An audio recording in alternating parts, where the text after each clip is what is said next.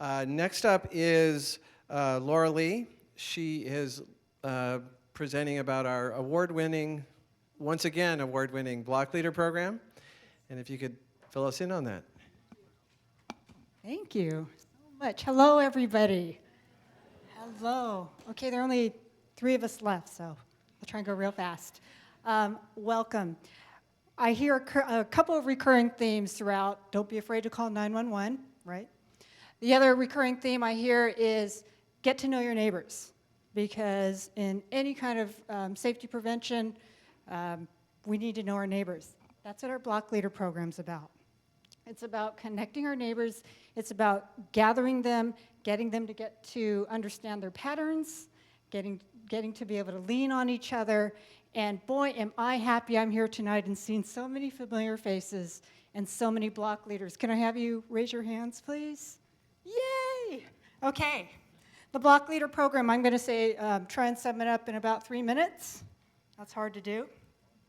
The Block Leader program started shortly after 9/11. It was right after a town meeting in which our residents came forward and they said, gee, City of Cupertino, please help us get to know our neighbors. And so it was real grassroots efforts. We started off with about right under 30 volunteers. We have 380 to date, and they're spread evenly throughout the city. Am I doing point by point? Oh, this is different over here. Okay.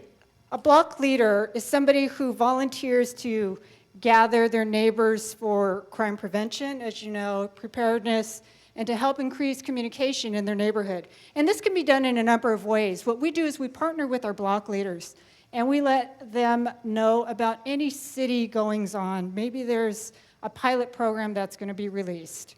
Maybe there's something pertinent to their neighborhood, something that is just related to that specific area. We like to let our block leaders know what's going on, because in turn, they can spread the news to their neighbors. And if there's something in the neighborhood that they think we should know about, I usually get those messages as well. So we talk about linking each other. We obviously help to build community in the neighborhoods. And it's just been a wonderful thing over the years. Time and time again, I hear from our new block leaders that they don't know people, their neighbors don't know people 2 doors down. They've been living in the neighborhood for 15 plus years. Not uncommon in our society today. And so what our leaders do is they volunteer to gather their neighbors in any number of ways. And this could be for social reasons, like a block party. It could be for serious reasons in crime prevention. It could be working on a common concern.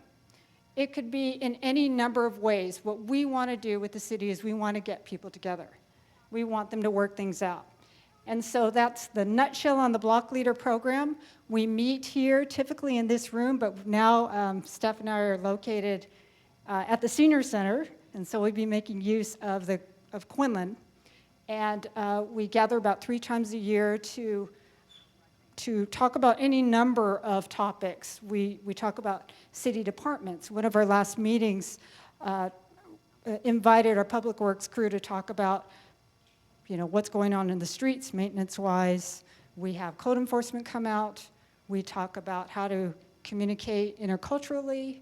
There's just a variety of subjects, so we'd love to be able to see you. Let's see. Okay, now I'm going to talk about block party programs. And the important thing to know is that block parties are free in Cupertino. And really, yay, free. And Cupertino, I mean, I tell you, the reason it's free is the city provides the insurance, liability insurance, to safely block your street, provided it's a street that can be blocked off sensibly. And so we use the help of our public works crew to block it off, to map it out, to work with our insurance.